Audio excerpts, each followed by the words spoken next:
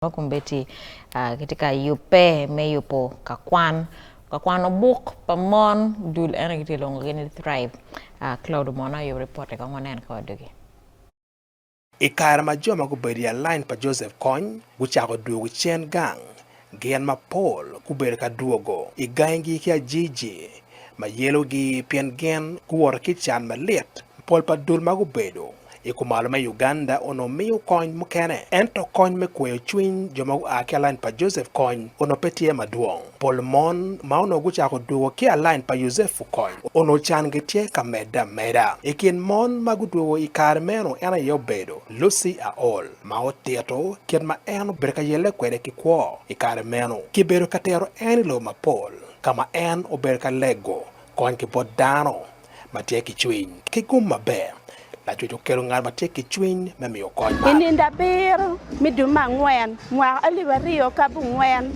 nitie muni magi mirwate kere muyenga Kampala kipenya ni Lucy watim iri nga wan wabino wamiru konyo in wachi waginu magi ken menen wachi be kuni wek wakunyi ana wachi an ginu mama be kwana anen wachi Kony mo miru mina ni uting Kony uteki dar mi kumala mi Uganda bien an kedu get ira grafa kedu will ira bas kedu caraway fence kan neba na futiki trama wa grafa na ni wenki rama wangu nea ginu mongi ken mo putimu ira personally an pa amiru gen makonyo nga gen makonyo dano lo pien wa perikar malat ilwen ikumala mi Uganda Patrick Lumumba Ola makum kare tie meya me badega le hivi division tie ki ngech ket mamano pero kwere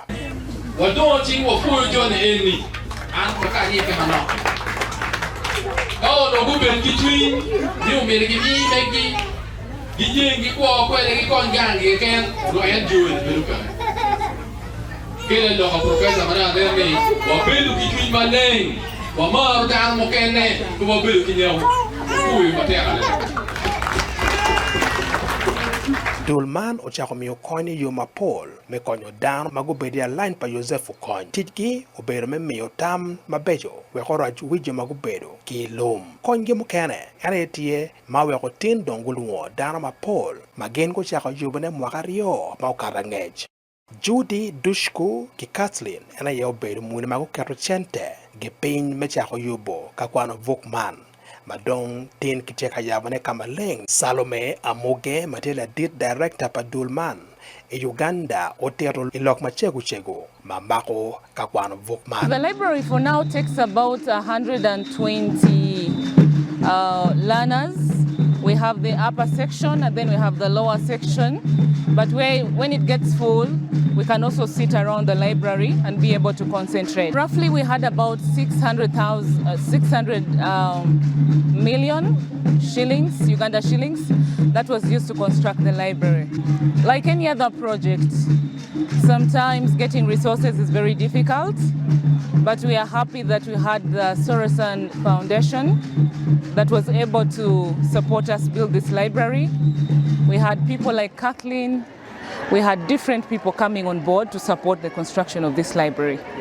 Now the library is open 24/7 for the women. The women in this community come in to the library to learn. They come to read and write, to learn to read and write. They come and read some books that they have never read about. They come and access even other services within the center here. So the library is open to women, but we do not restrict them to only women. We also have boys and girls coming from schools. We have teachers. We have other non-government organizational staff and just individuals who are interested in learning from the library. We also have our women who are coming to learn computer studies here in the library, and it's such an opportunity for them to get to know issues to deal with information technology. Amal Kati Matie Ngarashel madong chako no moch Kony ma aki thrive gulu take yom twin pia ka Kwano Vukman. now library bukonyo wa yo ma Paul meeting research ma an bana timo piana no I want me week Tia no ni mi konyo dana konyo yo manini mera kari church. Tia beru ka nem no walk. Tia da away mera bit la bola ki wi lobo.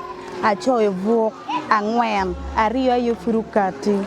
A no ni library bu konyo wa mi metu mejwa mi tiare ya nyim. Dano ma Paul petero lok me kwano vuk chal gin ma pire tek. Mandong o dokora tutuali kare man malwen pa Joseph Kony o tum wakani ya choli. Yobo ka kwano vuk man o bikonyo iyo mene. Ambassador ulara tuno makiluo iyo man. Oloho dako gamla pain man iyo ma Paul. When we were growing up, there was a library. Humble library, but there was a library. But there's no library to speak of today. Even the schools in this city barely have anything worthy of the name library. So to have a place where people can come to dig and search for knowledge, to have a place where they can continue their education. Mego Betia Olochan matie MP Megulu City, pero tie Yopman, Kitung Bore, Don Luoman tie la nyot mabe, Pidan Mago Bedo, ya line pa Joseph Kony, en lego ni Dulma Paul, umero ku tema machala nyot mabe, mekelo aloha loha. Inge Yopma Paul, kiyabo wako kakwano vukman makidiero, but morning. Wow.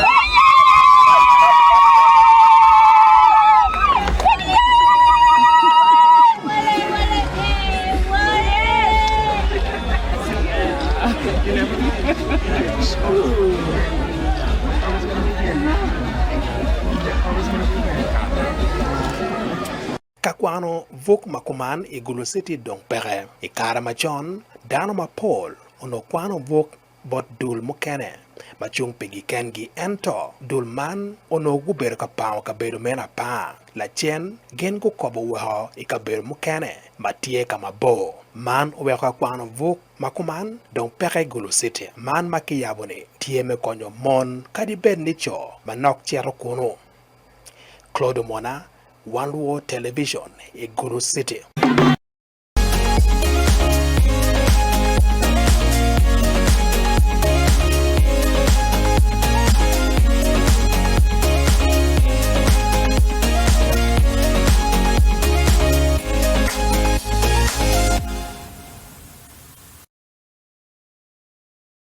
Cho Claude Mona me yupo report maleng dak ano machil ano ne part thrive wiyo ka kwano bok pamon ingi lok me kwano bok ridik culture tema racho twal botwa pechala nywele Uganda anto dano weng as a whole dan pe mar kwan ine ano we so ene me keto initiative ene pepe no me konyo mon ke kan baratamo as a whole community is a good initiative. Kwan Ekiat Machal, nearly every community had what we call a community library.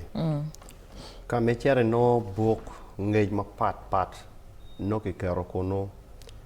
Emero kwano jimite kwaro. Emero kwano lokum tedu. Emero kwano lokum fu. No kikero jime ni weng tie. And so over time, jim kada eni ke kwanyo mot badong po ate kanano ne.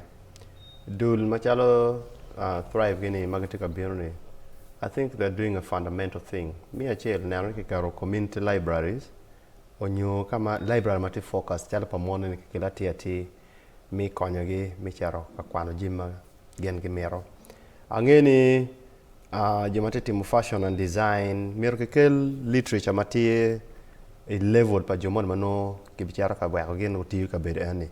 Ngo magen ke maro buk ma makalo kum biacara ngo magen ke maro buk ma chara lo knitting fashion and design ge kikel buk ma note chak jimma mon ni nyumego ni tika tijiye wega obet ka la e ko ma megi libraries nyoka kwano buk ma charo ni pol karne is underutilized kiker ye chene maduong ki setting bana berutie ero ket mitich kwere ati ene berupe Chia tamane pe jo ma ke kergi library ni uti kwere mabe o wero met ngech iket mi teach inyo ko ma chenjui. I think that is something momera watch it down. Ada ini. Na mara ne gitika emphasizing in any bot mon ye we po young one ma wadon no wa kwano novels adada pange kalotiana wa kumbere gitika kwano novels S2 S1 ge richa kana they were romantic novels ge Meals and Bones people Yes. but wa kwano novels adada and no konyo wa me yupo kit church choile mono grammar kibena lokone in a way pange kalotiana wa kumbere gitika kwano Meals and Bones or in other kinds of novels. Pange novels mere magitika kwane kumbedi. Ena mere wachi emani it was mandatory ni kai donye S1 S2 ma no foot page ako yer subject ma megeni. Kid makeni ni ki kwanye ni. Literature was part of the subject. Were nero books mogoma don chalo the river between I will marry when I want. Book pa nguge thiongo no upoka ken page maduong because literature was a fundamental. Library chero chenjui ka kwano book inone books ma part part novels egone no ke tiu kere mikelo literature comprehension make wajo eni mai munyi dana choyo rewrite king ogni wano kwano book. So all these things should be taken back into the practical aspect. Kinini eni le mono palotian watima nak mada mi achel en la ko kwan manake lotian peteka kwan chama lotian mi beta kwan novel lotian te WhatsApp cha mi lotian YouTube lotian beta kwan novels lotian te YouTube kana video cha mi ke beta kwan novels reading culture the reading culture is dead. Technology has taken over everything and yet even technology mono mi ko lotian wa me kwane people are enjoying consuming a lot of useless content which does not reflect with their education gain and values. Kay no latien madong I was shocked my son was asking me la who should put him on the internet. You're downloading notes makicwale at school. Hapanya what kind of notes was project work? Ma chala me internet and then he was working, he was downloading his things. And then he was doing something good. I was okay, if the internet is for this purpose, then it is fine. And I chill material nake, take an American cartoon. I was in cartoon roman and TV, not on the phone. So these are the wasteful times mommy one chalo nyeru when we marking. What kind of content malotian wateka consuming in the digital space versus the moment when we go back kwan kwele. Yes. Adada any per tek ma wa wan lo don be mir ba dok chen ka kwan. Reading is really good. Yabu we where we very twolo we very sharp. Pian we ke better ni di ma petika teach ti over yora. Well, atamani gen me achelo mir down nge me kwana newspapers. Because daily news but information even those and books, updates. yeah. Me ario when you're free and you're driving and time ma kwano novels I can pala me chero gula kwano novels ario. That is the time ma kwano novel and novel achela kwano wankrio wankeda. Wega story ne wega bok ranote kwere. Chi when you're traveling, when you're moving, I think you need just to buy a novel. Yeah. But this is also one way more around promoting the books. PM ka dong dante ka choj maduong book ba ke pe ka welone benanti kere kumano dong bot authors. Then we are not promoting a reading culture. Exactly. Next in 20 years, no, we don't have authors. YouTube